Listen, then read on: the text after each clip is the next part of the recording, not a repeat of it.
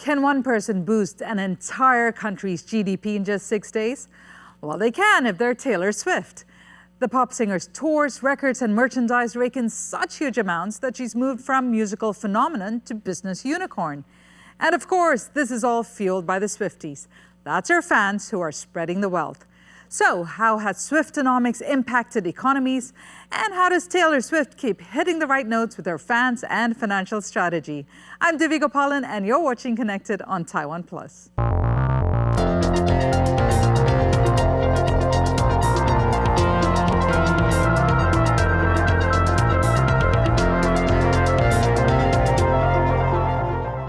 To break down the dollars and devotion behind the world's biggest single-person pop economy, we are joined by Kara Reynolds, professor of economics at the American University in Washington, D.C., and Nancy Guy, a professor in the Department of Music at the University of California, San Diego. She's also the co-director of UCSD's Center for Taiwan Studies. Great to have you both on the program. I'm going to start with you, Kara.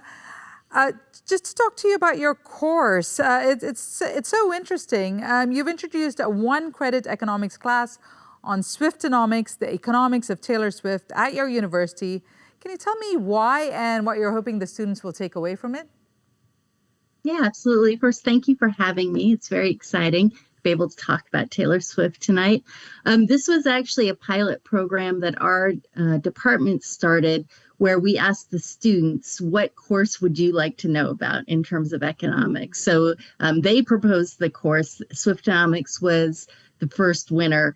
And the design of the program was really to reach out to students to talk about things that they're interested in and to show them that economics is all around them and it impacts every aspect of their life. It was a resounding success. We had 50 women in the first semester that we offered the course, which is pretty unheard of in an economics course that tends to be very male dominated. So it was a unique experience for me to be able to get to teach economics and hear their experiences. We talked quite a bit about Taylor Swift as a businesswoman, and they were really inspired by the degree that she had taken on the business world just as they're kind of launching their careers as well. Kara, I believe you call yourself a Swiftie? I do. I love Taylor Swift. I have 2 teenage daughters, so we enjoy her music together.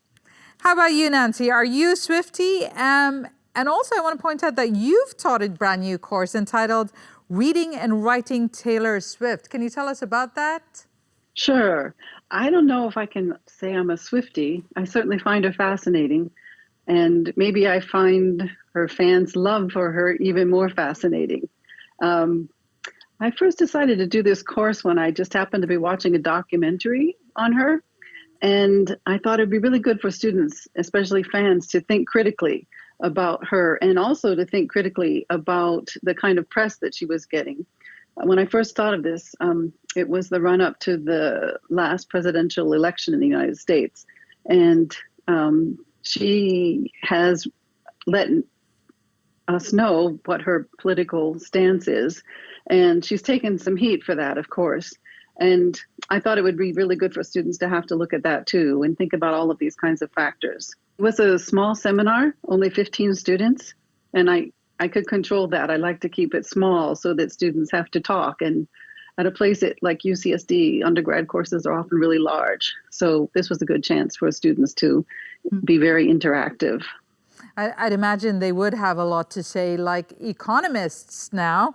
They've really started paying attention after Taylor Swift's Eras Tour in 2023 and 2024. It shattered many music industry records, and here's some of those numbers published by Statista.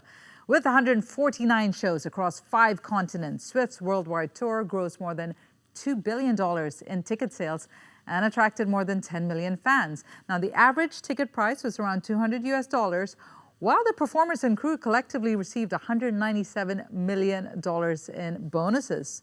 In addition to the live tour, the pop icon's tour movie became the highest grossing concert film in history. That spun over $260 million in box office revenue. So, you know, some pretty impressive numbers there, Kara. Can you give us a quick primer bring it back to this part of the world on what Taylor Swift's 6-day Eras tour did for Singapore's GDP and why people are calling her such a phenomena. Right. If you remember, it was quite controversial that she signed an exclusive deal with Singapore so that that would be the only place that she was going to do her show in Southeast Asia. I think much to the consternation of the other ASEAN neighbors. One of the things that was so interesting about the Eras tour from the point of view of an economist was the really dramatic spillovers it had onto the local economies. You saw this in city after city that she went to, people reporting big increases in economic growth, even if it's just for the weekend. Even in the United States, the Federal Reserve Board noted that there was kind of a Taylor Swift effect going on, especially in like the Philadelphia region. And so that is why Singapore would have been willing to kind of shell out the extra money to guarantee that they would be the only place for that tour, is because they knew it would have this positive spillover on its economy. So tell us what this positive spillover is. Where does that come from? Partly it's a lot of tourism money. Actually, people traveled from different countries, different continents in order to see the show. When they're in town, then of course they get hotel rooms and they travel, they buy new outfits, they go to restaurants. So there's both the direct economic impact of the concert itself, but then everything associated with bringing those people into the city. You also see a lot of kind of unique industries spring up over the Eras. So certainly there were a lot of, people developing their own outfits, for example. But if you remember, there was a big friendship bracelet phenomenon that was totally fan driven, right? And even shortages of friendship bracelet making materials at one point. So it's pretty interesting. Industries you never would have thought would be touched by the music industry had this big impact from the Eras tour. Nancy, this is a point I'm going to come back to a few times. She's never come to Taiwan or hasn't been here yet. Yet, can you tell, she does have quite a strong following here. And can you explain to us what you feel about perhaps Taiwan's culture or the young or people in Taiwan that would attract them to Taylor Swift?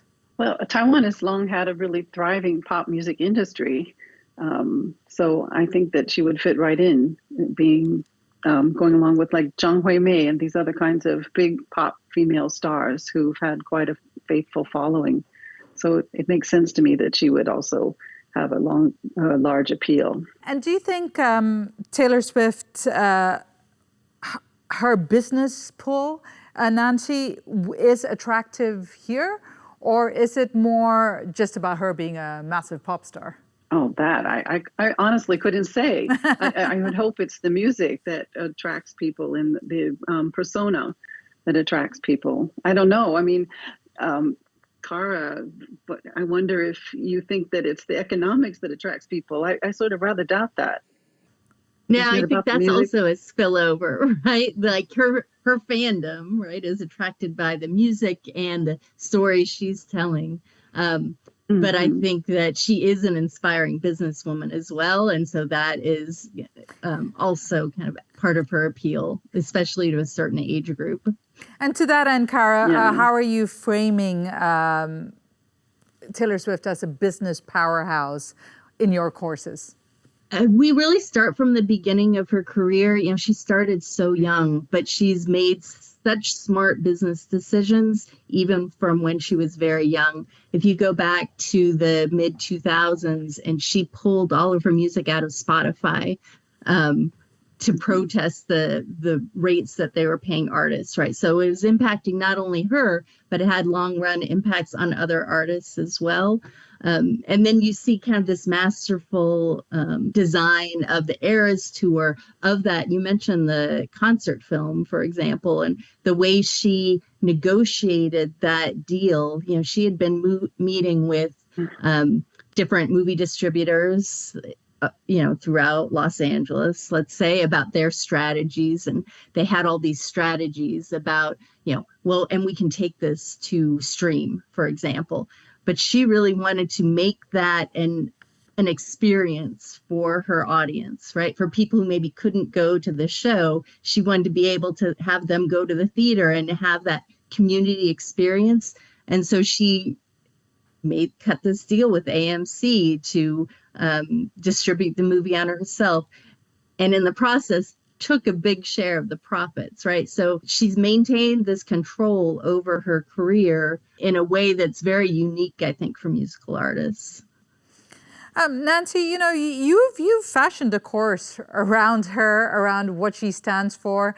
How much do you look into her lyrics and what she sings? Like, how much of that is part of your course? And what is it about that, perhaps, aside from her political stance or being a role model for younger people?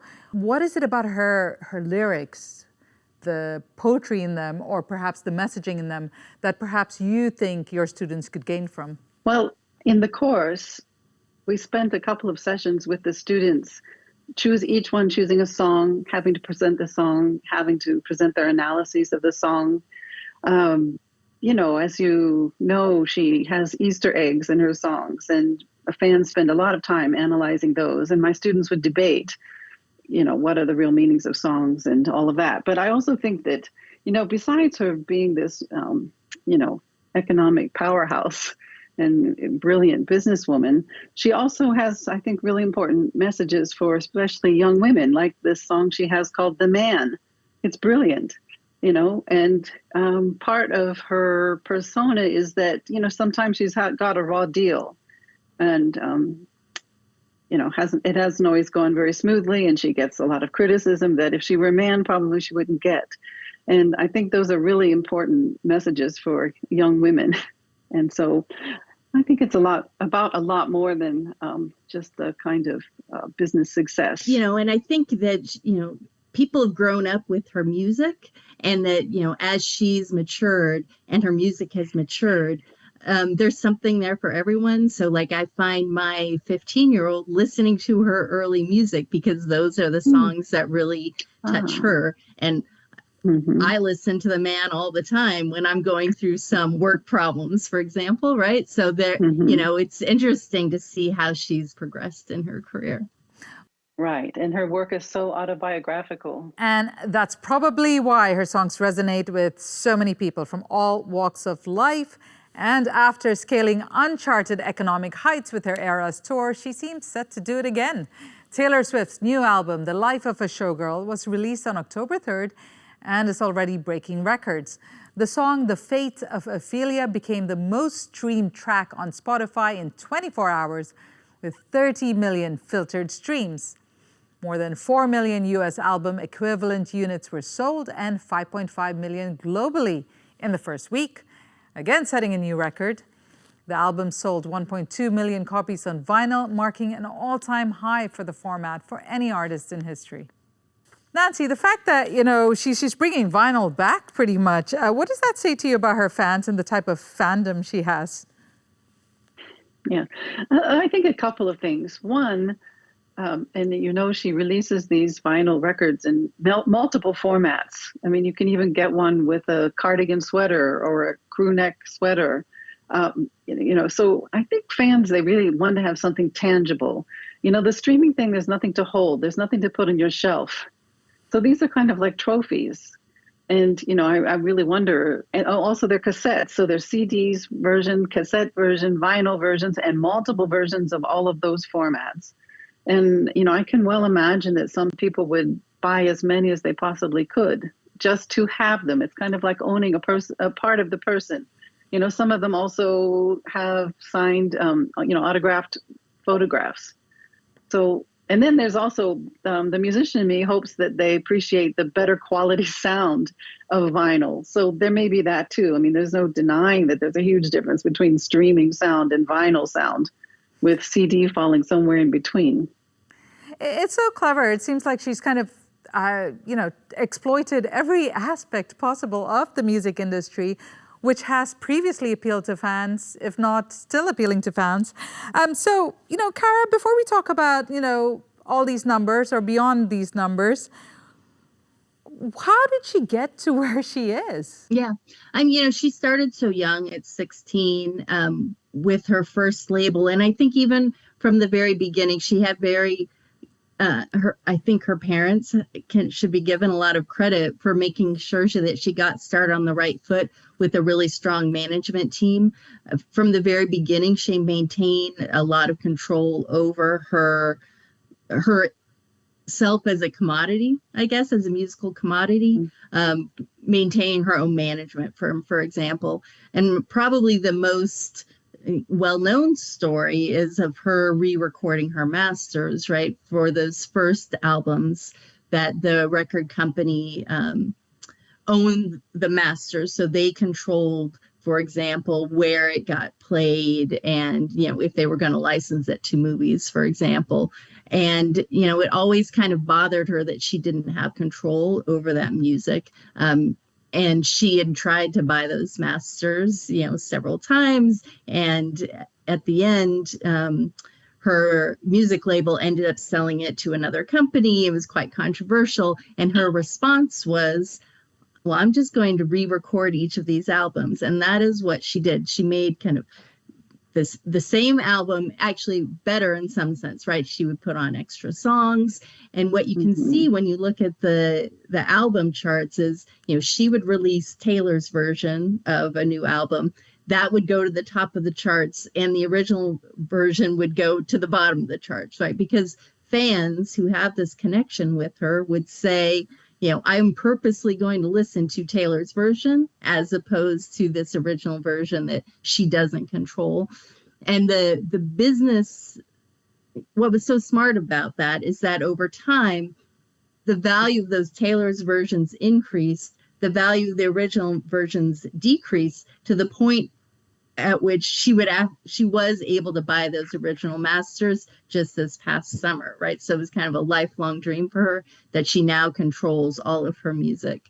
So that's the type of business decisions, right, that has really defined her and makes her so unique. Well, you've said us very... I just want to add too, if I could, that I think without the kind of adoration of her fans, that wouldn't have worked.